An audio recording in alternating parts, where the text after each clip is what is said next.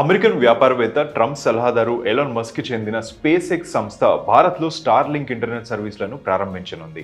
ఇండియాలోని టెలికాం సంస్థలు జియో, ఎయిర్టెల్, స్టార్లింక్తో భాగస్వాములయ్యాయి. దీని ద్వారా ఇండియాలో 100% మొబైల్ కవరేజ్ పాసిబుల్ అవుతుంది. అలాగే ట్రంప్ ప్రభుత్వంలో కీలక వ్యక్తిగా ఉన్న ఎలాన్ మస్క్తో డీల్ చేయడం ద్వారా అమెరికా, భారత్ల మధ్య సంబంధాలు మెరుగుపడతాయి. టారిఫ్ల విషయంలో ట్రంప్ కొంచెం కూల్ అయ్యే ఛాన్స్ కూడా ఉంటుందని తెలుస్తున్నది. బట్ స్టార్లింక్ ఇండియాలోకి రావాలంటే ముందు ఇండియన్ గవర్నమెంట్ నుంచి పర్మిషన్ తీసుకోవాలి. అయితే ఇండియాలోనే ఒక కంట్రోల్ సెంటర్ ఏర్పాటు చేయాలని కేంద్రం స్పేస్ ఎక్స్ ను కోరినట్లు తెలుస్తోంది. ప్రాబ్లమేటిక్ ఏరియాల్లో ఎప్పుడంటే అప్పుడు ఇంటర్నెట్ సర్వీసెస్ నిలిపివేయడానికి దీనిని ఏర్పాటు చేయాలని ఆదేశించింది. అవసరమైనప్పుడు కాల్స్ ను అడ్డుకునేందుకు పర్మిషన్స్ ఇవ్వాలని కూడా స్పష్టం చేసింది. స్టార్లింక్ ఇండియాలోనే కంట్రోల్ సెంటర్ ఏర్పాటు చేస్తే బెటర్ అని కేంద్రం భావిస్తోంది. స్టార్లింక్ తమకు కాంపిటీషన్ అవుతుందని భావించిన జియో, ఎయిర్టెల్ ముందు దానిని వ్యతిరేకించాయి.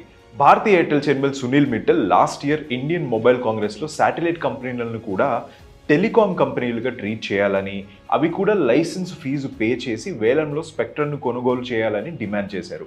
జియో కూడా ఇదే వాదన చేసింది. ఇలాంటి నిబంధనలు అమలు చేస్తే భారత్లో స్టార్ లింక్ ప్రారంభించడం కష్టమే అని ఎలాన్ మస్క్ భావించారు. కానీ మోదీ అమెరికా పర్యటనలో దీనికి లైన్ క్లియర్ అయింది. దాంతో జియో, ఎయిర్టెల్ స్టార్ లింక్తో భాగస్వాములయ్యాయి. స్టార్ లింక్ వాళ్ళ నెట్వర్క్లను రీప్లేస్ చేయదు, అది వాళ్ళతో ఇంటిగ్రేట్ అవుతుంది. ఇది జియో, ఎయిర్టెల్ మధ్య కూడా కాంపిటీషన్ను మరింత పెంచుతుంది.